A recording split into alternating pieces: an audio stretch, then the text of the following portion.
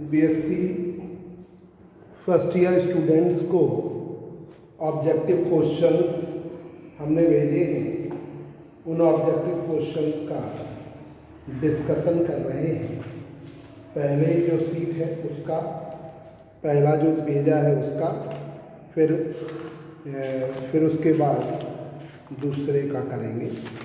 तो पहले जो हमने 21 क्वेश्चंस भेजे हैं उसका देखिए, पहली सीट में भी 21 क्वेश्चन है और दूसरे में भी 21 क्वेश्चन ही है। 21 क्वेश्चंस का आप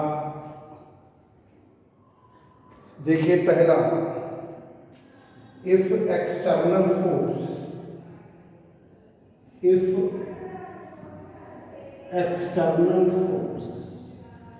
बाह्य बल, if external force acting on a system of particle is zero.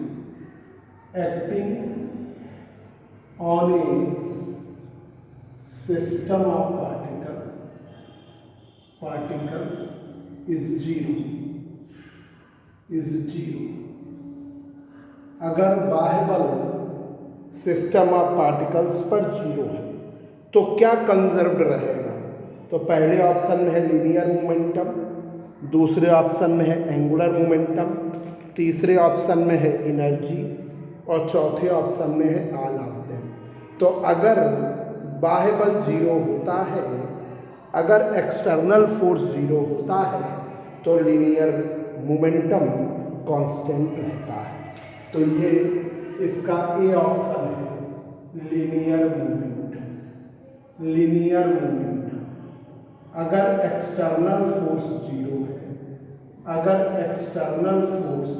है, तो संवेग क्या रहेगा? Constant, linear momentum constant. तो ये आपका conservation principle of linear momentum का पहला ऑब्जेक्टिव है।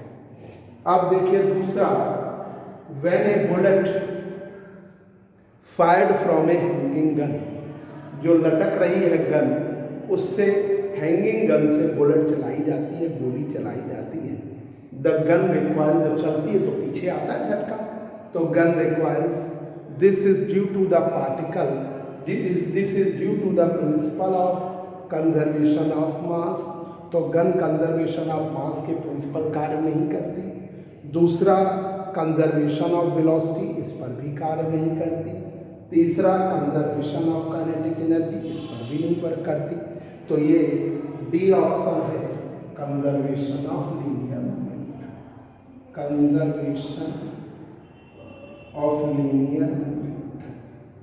रेखीय संवेग संरक्षण के नियम के अनुसार जो बुलेट है हैंगिंग गन से चलाई जाती है, गोली जो है लटकी हुई बंदूक से चलाई जाती है। तो जब गोली चलेगी तो पीछे की तरफ झटका मारती है।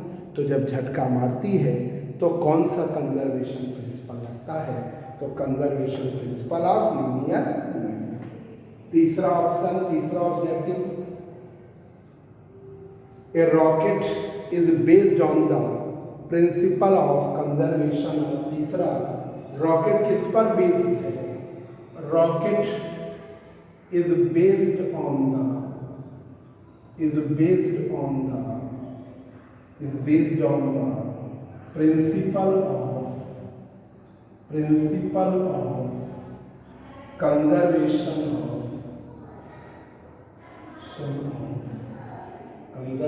ऑफ पहला ए, लीनियर मोमेंटम। रॉकेट किस पर बेस्ड है?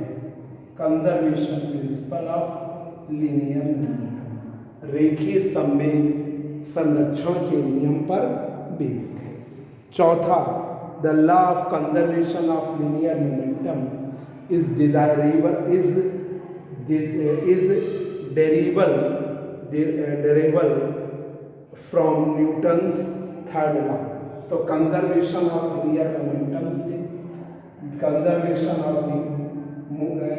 चौथा ऑब्जेक्टिव है, rocket is based on the, ये तीसरा है, rocket is based on the conservation of linear momentum.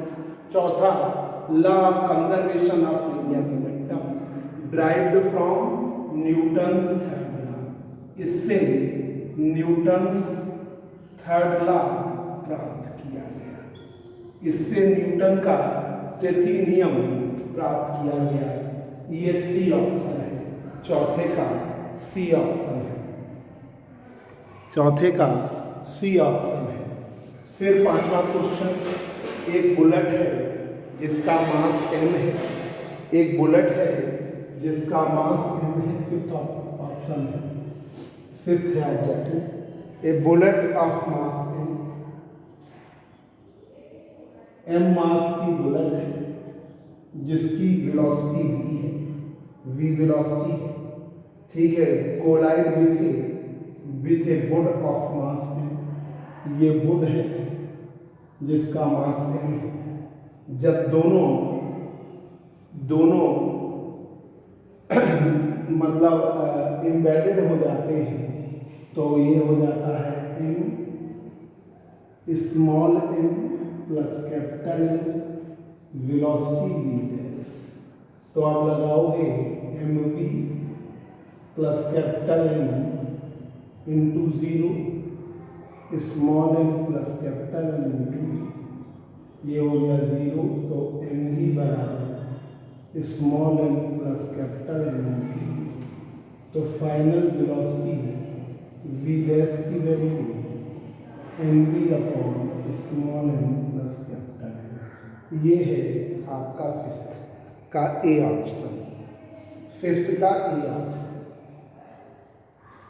Six question है, an electron moves around a proton, एक इलेक्ट्रॉन है जो प्रोटॉन के चारों तरफ मूव कर रहा है, me मास का प्रोटॉन, me मास का इलेक्ट्रॉन ये मूव कर रहा है, ठीक है।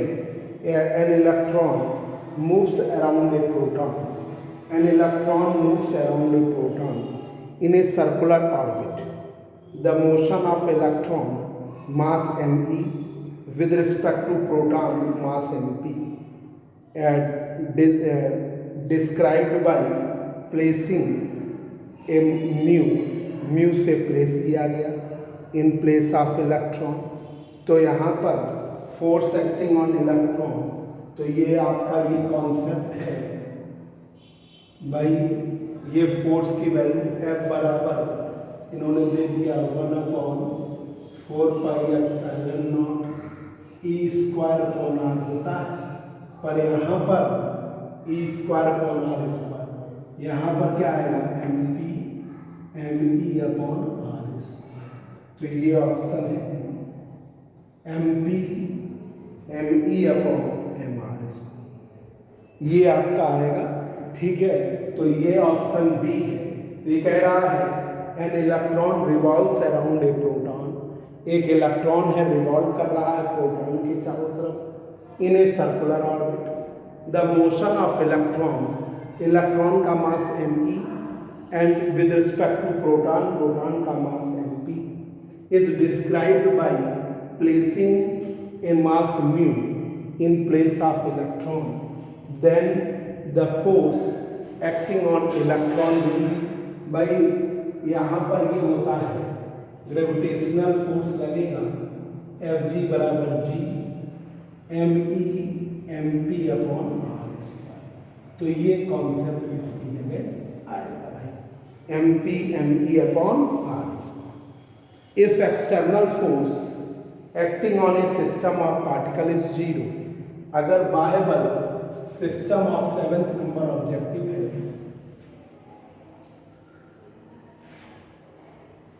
7th नंबर ऑब्जेक्टिव है,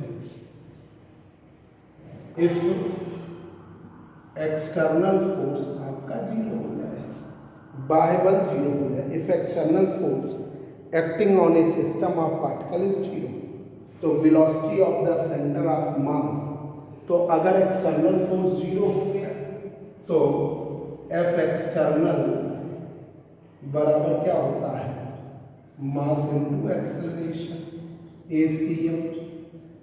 अगर ACM क्या हो गया 0, एक्सेलरेशन 0, वेलोसिटी का रेट 0 हो गया, तो वेलोसिटी क्या होगा, कांस्टेंट, VCM आपका कांस्टेंट। सेंटर ऑफ मास की वेलोसिटी क्या हो जाएगी, कांस्टेंट हो जाएगी, आपकी कांस्टेंट हो जाती है। Velocity of the centre of mass must be constant. Velocity जो सेंटर ऑफ मास की है कांस्टेंट हो जाएगी। तो ये 7th नंबर ऑब्जेक्टिव है कि अगर if external force acting on a system of particle is zero, अगर external force system of particle का जीरो हो जाए तो क्या कांस्टेंट हो जाएगा, तो सेंटर ऑफ मास की वेलोसिटी आपकी कांस्टेंट हो जाएगी। Velocity of the centre of mass remains constant. Velocity जो है सेंटर ऑफ मास की constant.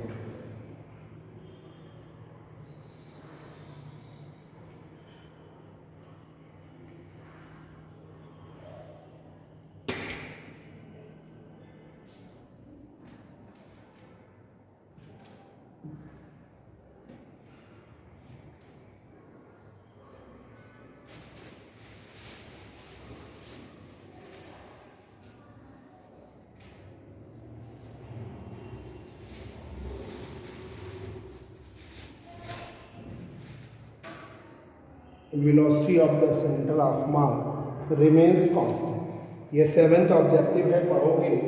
If external force acting on a system of particle is zero, अगर बाह्य बल जीरो हो जाए तो वेलोसिटी सेंटर ऑफ मास की ये लगेगा F एक्सटर्नल बराबर ACM, mass into acceleration of centre of mass. ACM हो गया जीरो तो DVCM upon dt zero, VCM क्या हो गया, कांस्टेंट। अब देखिए 8th नंबर देखिए,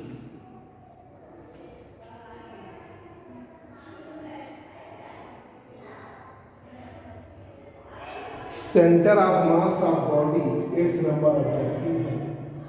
centre of mass of the body lies, जो सेंटर ऑफ मास है बॉडी का लाई करता है at the centre of body, body के सेंटर पर, within material of body, body की मटेरियल पर, outside the material of body. अब चौथा में lie inside, outside, outside the material of body. ये लाई भी कर सकता है, लाई इनसाइड और आउटसाइड दोनों की स्थिति पर ये एग्जिस्ट करता है। 8th number. 9 नंबर ऑब्जेक्टिव है, in an elastic collision, in an elastic collision, in an elastic collision, प्रत्यास्थ संघट्ट में क्या कांस्टेंट रहता है। पहला option kinetic energy remains constant, kinetic energy decreases. C option kinetic energy increases. D option kinetic energy में decreases और increases. तो ए ऑप्शन है kinetic energy remains constant, energy remains constant. Kinetic energy सदैव नियत है, kinetic energy remains constant, kinetic energy सदैव नियत रहती है। 10 if torque acting on a system of particle is zero, अगर टॉर्क जो है सिस्टम ऑफ पार्टिकल पर जीरो हो जाए, टाउ क्या हो जाए, टाउ एक्सटर्नल जीरो हो जाए। अगर टॉर्क जीरो हो जाए तो क्या कंजर्व रहेगा, तो आपको मालूम है dj अपॉन dt किसके बराबर, टाउ एक्सटर्नल बाय बराबर ये हो गया जीरो। तो कोणीय संवेग परिवर्तन की दर जीरो हो गई तो जे हो जाता है कांस्टेंट। एंगुलर मोमेंटम आपका कांस्टेंट हो जाता है, एंगुलर मोमेंटम आपका कांस्टेंट हो जाता है, एंगुलर मोमेंटम आपका कांस्टेंट हो जाता है। अगर एक्सटर्नल टॉर्क जीरो हो जाए तो एंगुलर मोमेंटम कांस्टेंट हो जाता है।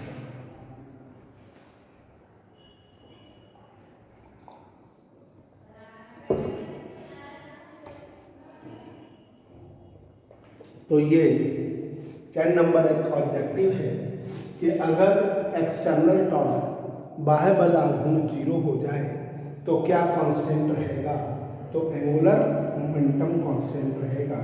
तो ये बी ऑप्शन है। 11 नंबर देखिए, if force acting on a system of particle is central, अगर if force acting on a system acting on a particle is central when central, ठीक है, देन व्हाट इज कंजर्व। तो अगर फोर्स, if force acting on a system of particle is central, तो बच्चों आपको बता दें कि एक फोर्स जो होता है, ये अभी हमने बताया नहीं, ये आगे थर्ड यूनिट में हम पढ़ाएंगे। तो ये थर्ड यूनिट का ऑब्जेक्टिव है कि जो फोर्स होता है, फोर्स जो है वो आपका सेंट्रल फोर्स, केंद्रीय बल है। तो केंद्रीय बल जब होता है तो याद रखिएगा, केंद्रीय बल वो होता है जो किसी पार्टिकल की तरफ वार करे, टुवर्ड्स द पार्टिकल और away from the particle. A particle acting towards the particle और अवे फ्रॉम द पार्टिकल, उस स्थिति में एंगुलर मोमेंटम कांस्टेंट रहेगा।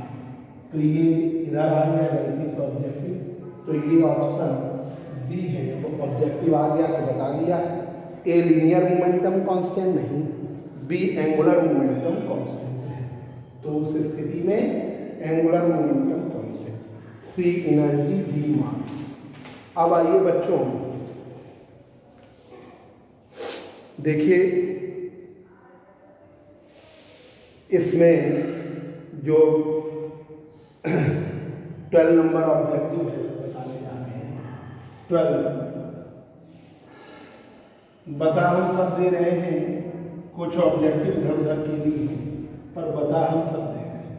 थोड़ा सा बता, जैसे सेंटेंस देखिए, ये a particle of mass m is moving with velocity v along x axis parallel to the line v बराबर y1, parallel to the line y बराबर है y, ये पैरेलल में है इस लाइन के, ठीक है।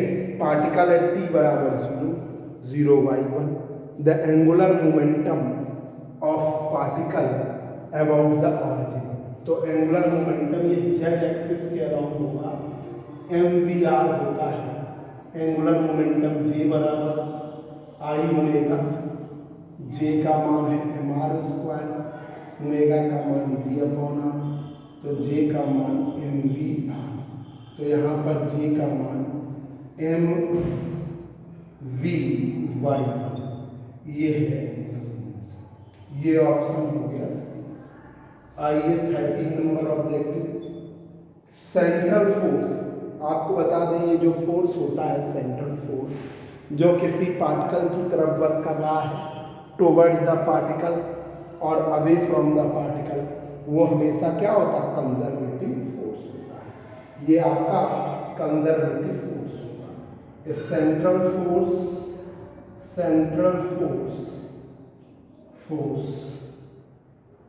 is an example of a central force, is an example of a conservative force, is an example of conservative force। ये एग्जाम्पल है संरक्षी बल का, is an example of conservative force। तो सेंट्रल फोर्स याद रखना कंजर्वेटिव फोर्स का example.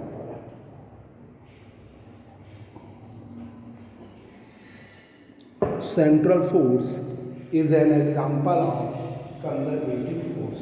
Central force जो है वो एग्जाम्पल है कंजर्वेटिव फोर्स, संरक्षित बल का एग्जाम्पल है। अब आइए 14 नंबर ऑब्जेक्टिव पर।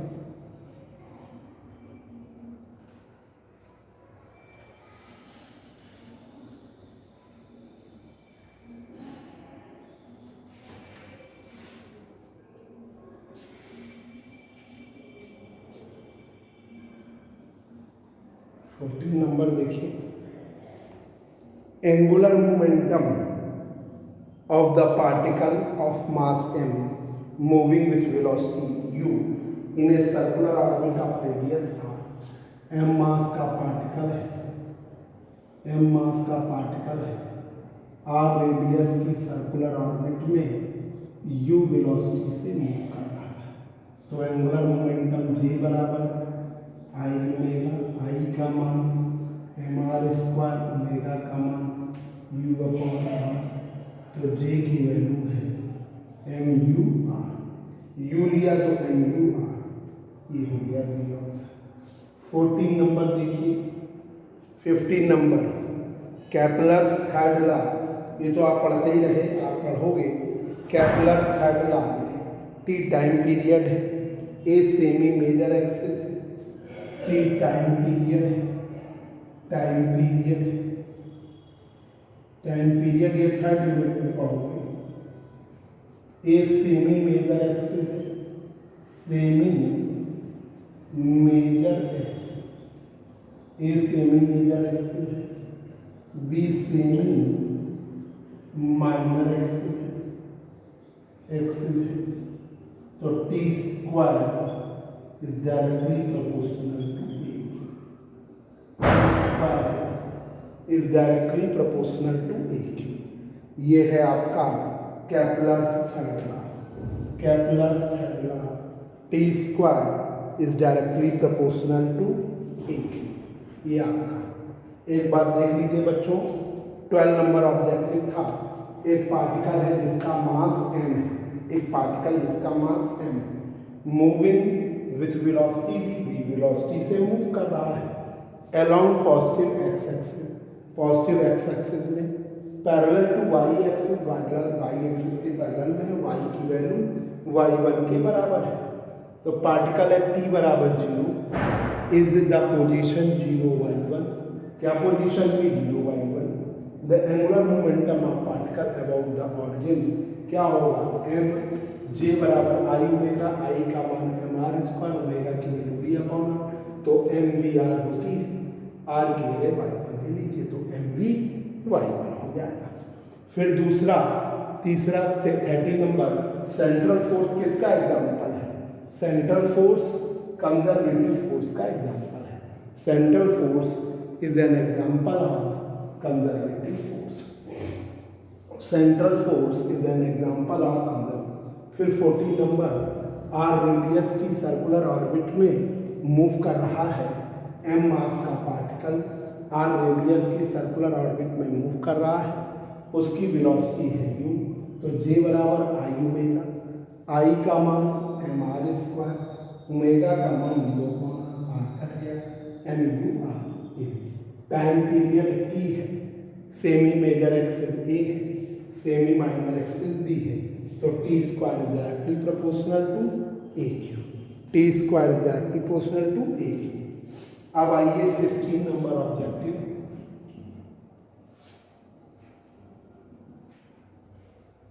थोड़े बहुत इधर उधर के भी ऑब्जेक्टिव आ जा रहे हैं तो बता दे रहे हैं, सेकेंड यूनिट थर्ड यूनिट के पर बता दे रहे हैं।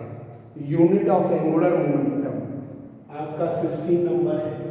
एंगुलर मोमेंटम की यूनिट j बराबर i ओमेगा, i क्या है mr स्क्वायर, ओमेगा की वैल्यू है v अपॉन r, तो mvr, यूनिट क्या होगा kg मीटर पर सेकेंड इंटू मीटर, तो kg मीटर स्क्वायर पर सेकेंड, ये है यूनिट kg मीटर स्क्वायर पर सेकेंड। तो ये आपका ऑप्शन सी है, kg मीटर स्क्वायर -1, ये ऑप्शन सी। तो 16 नंबर का सी ऑप्शन है, kg मीटर स्क्वायर सेकेंड। अब देखिए, जब अर्थ रिवॉल्व करती है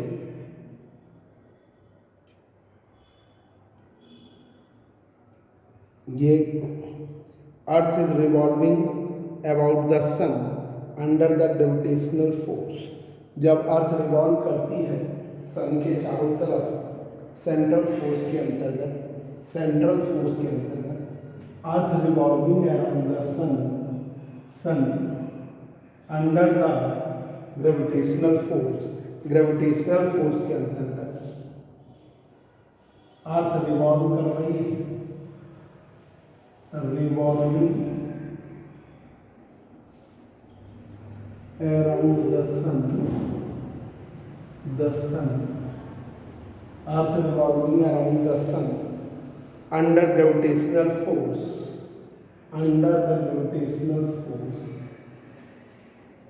gravitational force, gravitational force, gravitational force क्या है? Conservative force, conservative force, central force, central force. तो उस स्थिति में क्या कांस्टेंट रहेगा? Angular momentum constant. इस स्थिति में एंगुलर मोमेंटम कांस्टेंट रहेगा, बी ऑप्शन। 18 नंबर देखिए, if the planet revolving around the sun sweeps equal X in equal time, the quantity X तो सीट्स करेगा, तो आपने पढ़ा है Kepler second law, planet sweeps out equal area in equal time, planet seats planet seats equal X in equal time, equal time में equal x को seat करता है, इक्वल टाइम में इक्वल एक्स सीट करता है। तो ये एक्स क्या है? एक्स है आपका एरिया, ये आपका एरिया है, और ये ऑप्शन है 18-19 नंबर। एक प्लैनेट है revolving around the sun in elliptical orbit, a planet revolving around the sun in elliptical orbit। तो ये elliptical orbit बनानी है।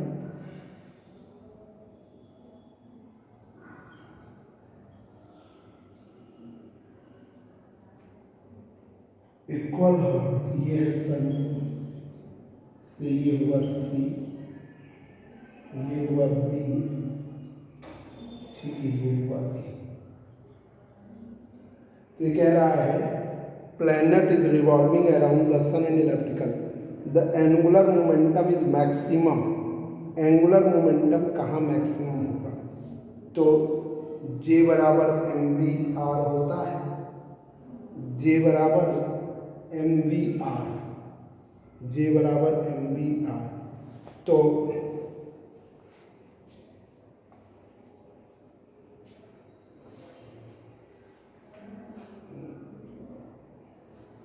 जे बराबर एम वी आर,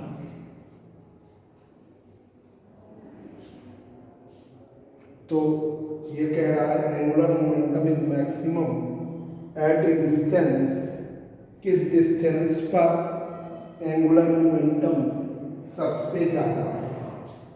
तो एंगुलर मोमेंटम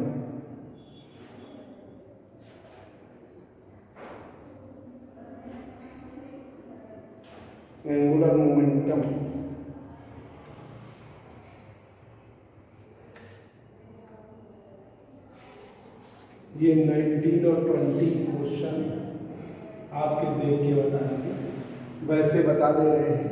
इस क्वेश्चन के आधार पर एंगुलर मोमेंटम यहाँ मैक्सिमम होगा, एंगुलर मोमेंटम सी पोजीशन पर मैक्सिमम, ठीक है।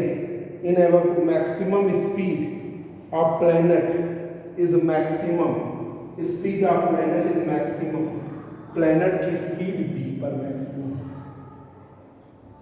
स्पीड मैक्सिमम यहाँ पर, स्पीड मैक्सिमम यहाँ पर, और एंगुलर मोमेंटम यहाँ पर मैक्सिमम। तो 19-20 का है, 19 का ऑप्शन है आपका सी, 19 का